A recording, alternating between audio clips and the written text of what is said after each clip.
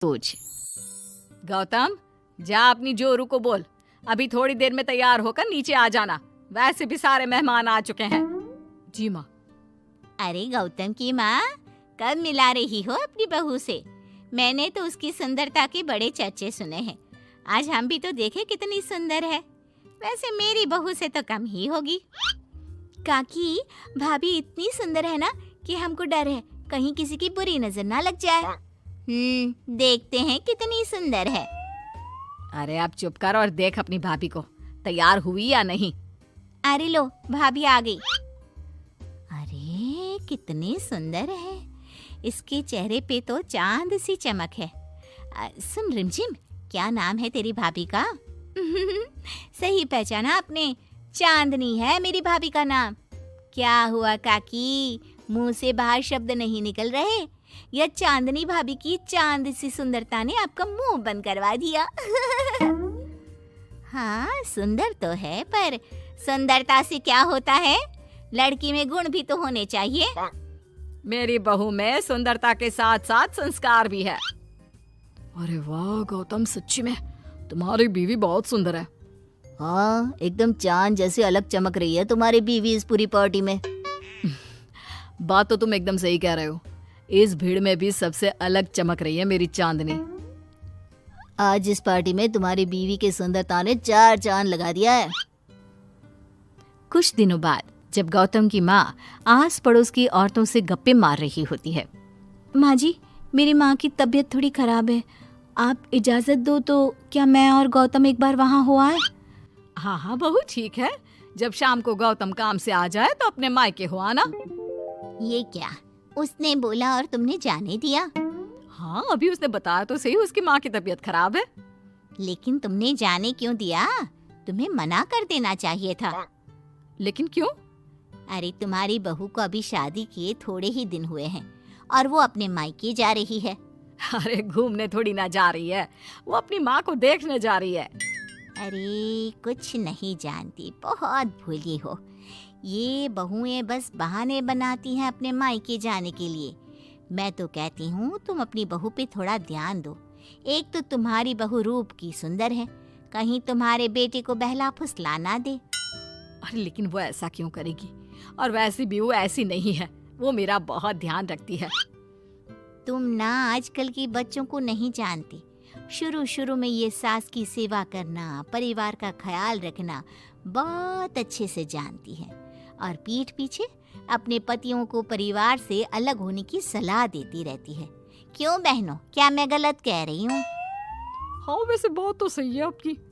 और पता है, मेरी बहन की बेटी की शादी को अभी 1 महीना भी नहीं हुआ और उसका बेटा अपनी बीवी की हर बात मानता है। और तो और अपनी बीवी के लिए अपनी माँ से लड़ता भी है। पूरा का पूरा अपनी जोरू का गुलाम बन गया है। तुम्हारी बहू वैसे भी इतनी सुंदर है, ऊपर से पढ़ी लिखी भी है। और आजकल की पढ़ी लिखी लड़कियां अपने पति को चिकनी चुपड़ी बातों में फंसाकर अपना काम निकलवाना जानती है। हाँ। अरे हाँ, पर मेरी बहू चांदनी समझदार है। हाँ यही तो बात है। तुम किसी के चेहरे पे देखकर उसके दिमाग में क्या चल रहा है वो थोड़ी ना बता सकती हो। और हाँ, अपनी बहू के चांद से सुंदर चेहरे को देखकर धोखा मत खा जाना। अरे जरूरी थोड़ी ना है जो इंसान चेहरे से सुंदर हो वो मन से भी सुंदर हो, क्योंकि चांद पे भी तो दाग होते हैं। थोड़ी देर बाद सभी अपने अपने घर चले जाते हैं। शाम को चांदनी और गौतम घर आते हैं। और बहू, माँ को देखाई? जी माँ जी, अब थोड़ा ठीक है। बहू, अब तुम्हारा घूमना फिरना हो गया हो तो घर के कामों में मेरा हाथ बटाओ। जी माँ जी। मेरा ये घुटनों का दर्द कभी भी शुरू हो जाता है। बहू, लगता है आज सारा काम तुझी को करना होगा। कोई बात नहीं माँ जी, काम ही तो है, काम तो होता रहेगा। आप पहले अपना ख्याल रखिए। ठीक है, अब तो इतना बोल ही रही है तो मैं अपने कमरे में आराम करने जा रही हूँ। अगले दिन सुबह जब गौतम ऑफिस के लिए निकल रहा होता है। माँ, अब कैसा है तुम्हारे घुटनों का दर्द? ज्यादा तो नहीं हो रहा? नहीं तो शाम को चांदनी आपको डॉक्टर के पास दिखाएगी। तुझे किसने बताया?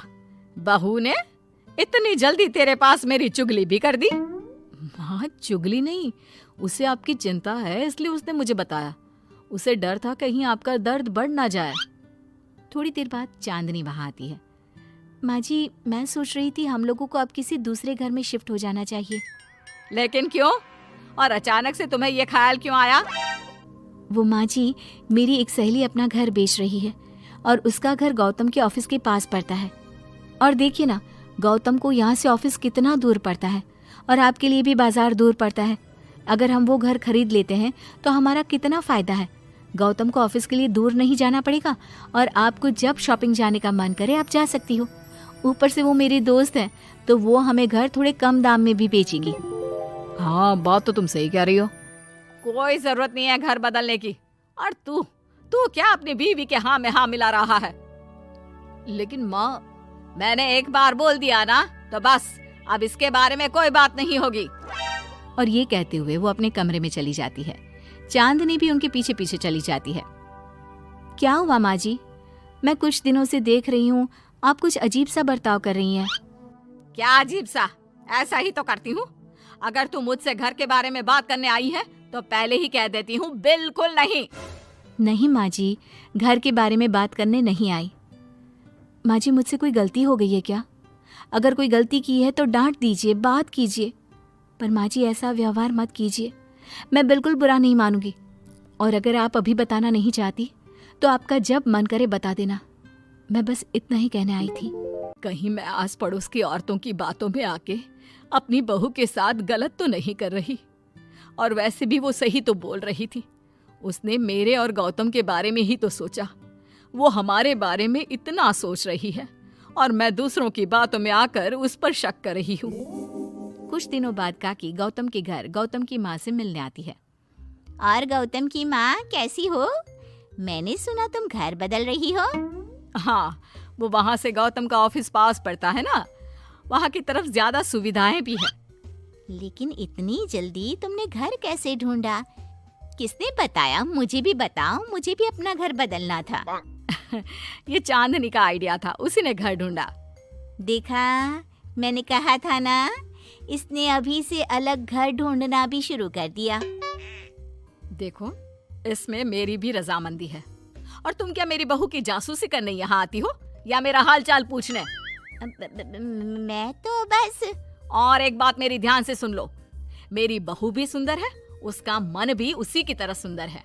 और एक बात, चांद में दाग जरूर होते हैं, पर जिस तरह आसमान के सभी तारे मिलकर चांद जैसी चमक नहीं दे सकते, उसी तरह मेरी बहू चांदनी की सुंदरता और खूबियों की बराबरी तुम्हारी या और किसी की बहू नहीं कर सकती। कहने की जरूरत नहीं। काकी कोई भी जवाब दिए बिना चुपचाप वहां से उठकर चली जाती है।